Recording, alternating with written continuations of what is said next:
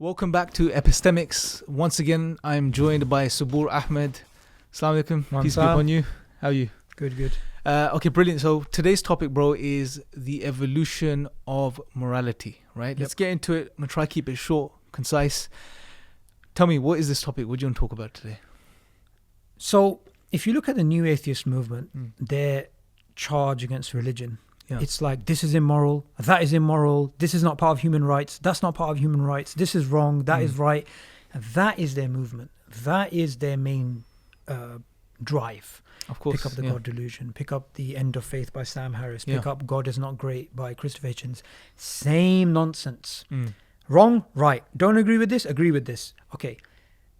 The problem with this is, if you're going to speak about religion, in particular Islam is immoral, Islam denies these fundamental essential human rights which are absolute, then you need to give an account of the existence of morality, of altruism, of this type of human behavior under your worldview. Yes. Now, I'm a Muslim, so let me just give you an example, right? I'm a Muslim. So if someone says, as a Muslim, do you believe that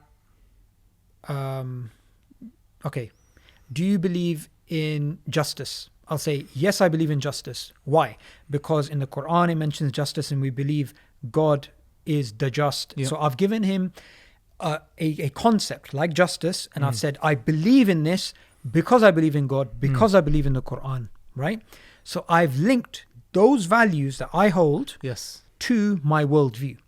Now, an atheist, if you ask them, do you believe in justice? Yes. Do you believe in rights? Yes. Do you believe in altruism, that we need to be good, that we need to give charity? They'll say yes. Why do you believe in them? Because that's the right thing. No, that's not a good enough answer. You need to defend that from your worldview. You can't just leave it hanging around in the air like a platonic truth that you just grab, Like, why do you believe in justice? Why do you believe in rights and wrongs? Let me challenge that position quickly. So here's a common thing that you get. I see exactly what you're saying. What you're saying is, look, as a Muslim, you make moral claims because you peg your morality beyond your subjective opinions upon God. Right? And in Islam.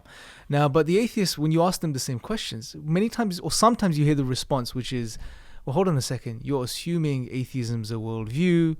You're assuming atheism is like some religion, when it's just a position where we say we don't have good reasons to believe in God. Fine.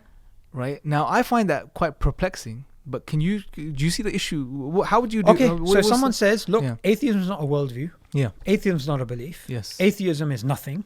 Right? I don't need to defend it, which is really interesting because, and it's a bit of a side point, but when atheists are behind their teleprompters, with they've got their lights set up, they're talking about atheism, defending atheism, saying there's no God. But when they're in a public debate, when you're having a discussion, I didn't say there's no God. I said there's lack of evidence of God. I didn't say I have a position. I said I don't have a position. So they hide behind this vagueness, but behind to their own audience they have a different narrative. This is public, so I'm going to mention this. Look, you got Genetically Modified Skeptic. In his video, Is There Any Hope on Atheism, which I responded to recently, he did exactly the same thing, right? What's his name? Cosmic Skeptic. I believe I've said his name correct. Cosmic Skeptic. He did exactly the same thing, I believe, in the debate with hijab, which is he maintained the position. I didn't make any claims. I don't. Exactly. It's a lack of belief. It's almost like a escape clause for them. Right. It's like, I'll do my hanky panky, and then I'm gonna run away on challenge. To my audience, I'm gonna speak in this way. But when it comes to a public, I don't need to defend a position. But here's the problem. Fine, don't call it a worldview, but you're maintaining a position. Right? That position has implications. So if somebody says, I believe in justice, right? And then you say to them, okay, why do you believe in justice as an atheist? I just believe in it. No, that's not good enough. You need to explain it from an atheistic your paradigm. Don't call it worldview. Your paradigm. No worldview. Okay. Now, all they have is a naturalistic account of morality via natural selection. That's all they have. That they can't go beyond that. Now, the problem with that is that human behavior doesn't fit that account. Absolutely. Okay. So we help people who we're related to. The way they explain it is they say it's kin selection because they hold your genes. Now, the problem with that is you help people who are not your kin. Okay. They say the reason why you help a stranger who's not related to you is they're going to help you back. So this is reciprocal altruism. The problem with that is we help people who we're not related to, who are strangers, and who we aren't going to get any reciprocation from. Right. Even if this account wasn't true, even if we were just helping our kin directly, is it really the case that you're helping your kin because they carry your genes? Or is that just a just so story you just made up to explain human behavior? Now, the thing which is really good about some atheists, like Yuval Noah Harari. Yes. He is a atheist academic. He's written that famous book, Sapiens and Homo Deus. So he's honest, right? He's honest. And in his book, he makes it clear that human rights, morality, liberalism, all this stuff, right? This is all basically a convenient fiction. Yeah, it's a collective type of fiction. This thing about rights and wrong and this and that, because at the end of the day, there is no right and wrong. But I would go further. I would say we can't even account for why it's convenient. That's another question in itself. No, of course we can't. But let's go back to, I think, what you're pointing out. So this whole thing about we believe in this right, we believe in human rights, we believe in this, we believe in that. The question is why? Why? Even we believe in the truth. And we are going to, like Richard Dawkins, when he was asked about the way he criticizes religion, he's like, I love truth so much. Do you? Well, why do you explain to us the value of truth beyond natural selection? Absolutely. Yeah? Because at the end of the day, you can survive on false beliefs. Absolutely. Yeah. Right? Yeah. And you can try and make the argument, well, you're more likely to survive on true beliefs. Basically, it's better to have true beliefs than false beliefs because you're more likely to survive. But the problem with that is you haven't given an intrinsic account of truth. You've given an instrumental account of truth.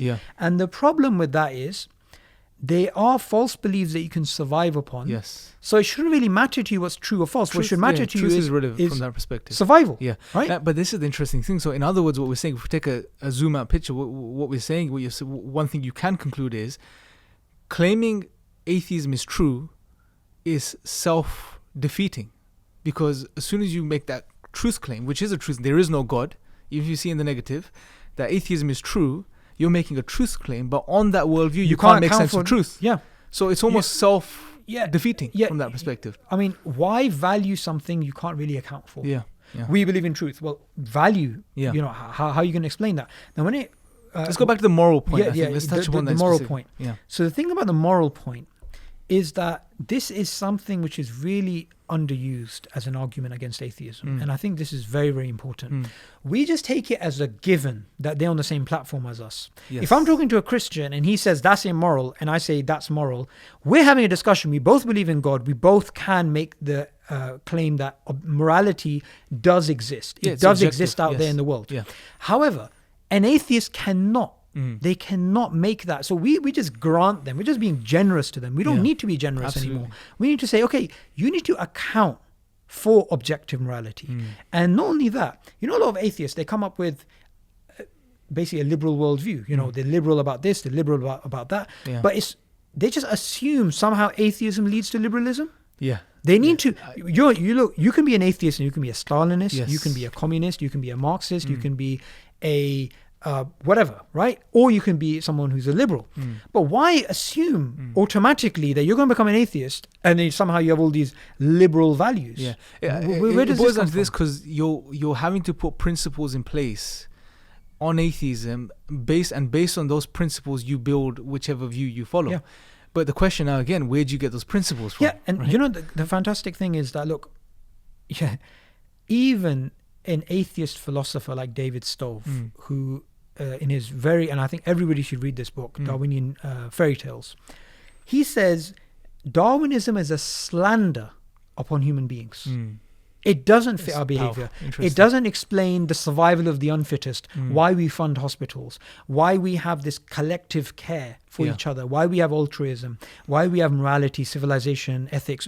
It doesn't explain those things. Yes. And the explanations are ad hoc, just so stories, consistent with natural selection, but they aren't evidence. In fact, he writes something really interesting in his book that they blame the fact rather than blaming their theory. Yeah. They blame the fact of altruism rather than blaming their theory. Sure. When in reality, those things show that Darwinism's actually false. Because if it cannot account for your basic human behavior, and your basic human behavior, morality is what drives global movements. right? You look at, for example, the communist movement of the early 20th century. Yes. They are driven by justice, worker rights, yeah? If you look at the values in Europe, which came in after World War II, we're going to treat each other in this way. In war, we're going to have these types of rights. All over the world, if you don't take a movement of people, what drives people is morality. Yes. And the new atheist movement is also going on this drive. We believe in truth, not stupidity, not irrationality, which is basically you're making a moral claim that truth is more valuable than falsehood. Yeah, absolutely. Why? Okay, we believe religion doesn't give rights, but we will give rights. Okay, then you need to explain, where do those rights come from? Where does morality come from? Where do ethics come from? They don't bother. They just assume that's the case. Piggyback. It's interesting you made that point, because normally what you see new atheists do is they piggyback off liberalism. And it's John Gray, in his book 7 Types of Atheism, he mentions that, look, they piggyback off it, but the origins of liberalism are from religion anyway, right? Not from an atheistic paradigm. Even if they were not, even if you're right, even if a whole bunch of atheists came together and made the 10 Commandments, right? They made their own type of 10 Commandments. They'd still have to defend those. You can't just have this floating rights. You have to ground them in something. Absolutely. So I think another way to look at this now, we're stopping at the Darwinian mechanism, right? If you go further back, according to atheism, and in particular naturalism, everything is a result of just random physical stuff, atoms. There is nothing else behind it. I mean, look, it's all an accident, essentially. Take 2 pictures. Take 2 pictures. There's that famous image of that burning child in Vietnam, right? That horrific picture. Take another image of somebody giving charity to a poor person that's just about to starve, and they're giving them water. Take those 2 images. One evokes empathy, passion, love, care, altruism. One, it makes you feel disgusting, and it just makes you feel pain and anger and anguish. These 2 very strong, polar opposite moral feelings.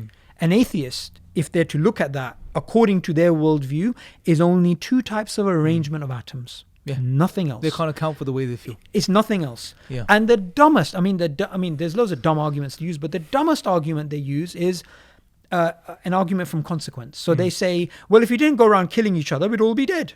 So that's why we don't kill. The problem with that is, if we're to take your logic and apply it, that basically means if a consequence is not there against you, then it's all right. Because you're only saying, look, if I go around killing other people, they're going to kill me. So the problem with that is, then when, say there's a dead body, no one's watching, you just kick the body, right? The dead person's not going to attack you back. But there's no consequence. Right?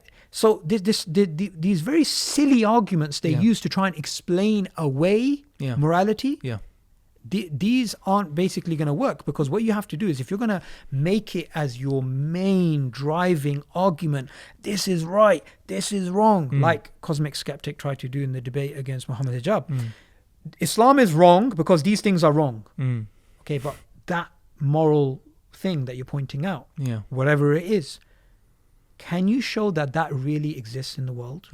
That's just a real thing? Can you do that? Because if you cannot do that, then what you're basically saying is, I disagree with this, and this person disagrees with this, everyone disagrees with each other. Who really cares? You need to give a foundation. And that's the problem with new atheism, that if you're to do a survey of new atheist arguments, books, lectures, talks, what you're going to find is a whole bunch of arguments which are moral in nature. But the problem is they cannot account for that. Absolutely. So, it just reminds me of a very powerful verse from the Quran where God says, don't be like those who forgot God and God made them forget themselves, right? Now, obviously, this could be understood in many ways, and classically it's been understood in a particular way. But one perspective we can take is that we're seeing this reality unfold in front of us.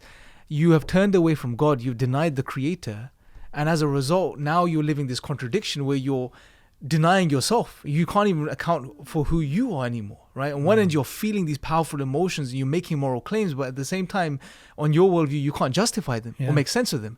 That is a sad state of being, bro, if you really think about it. Really painful. It hurts me to think about it. But that being said, I think quickly, just to summarize, I do want to touch upon one more point. I want you to get your thoughts on it. Now, one of the biggest spokespeople or spokespersons of new atheism, Sam Harris, several years back, he wrote a book called The Moral Landscape.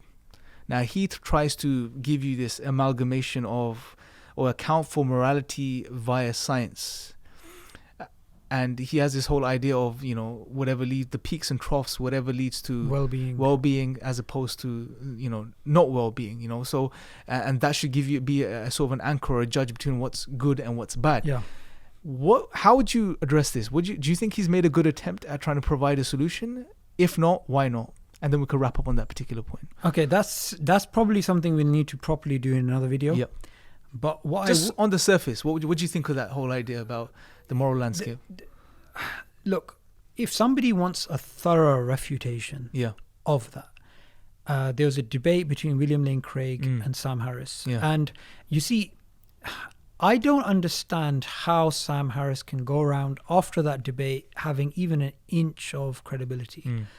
It was just a thorough rinsing. Yeah, he was just, the whole argument just fell apart. But what I wanted to do is I want to just go to the jugular, right? Yeah. To just deal with it from its very foundation. Imagine there's a passionate Christian speaking about, you gotta love God, you know, you gotta feel God inside you, the Holy Spirit, and going crazy. You know, there's churches in America where you get the rattlesnake and they're like, I'm not afraid of I'm not afraid of drinking poison. I'm not afraid of, you know, they have this bag with snakes. And imagine the guy's going berserk talking about the love of God and Jesus, yeah? And imagine he's just going absolutely nuts with all this passion, and then you find out the guy doesn't believe in God.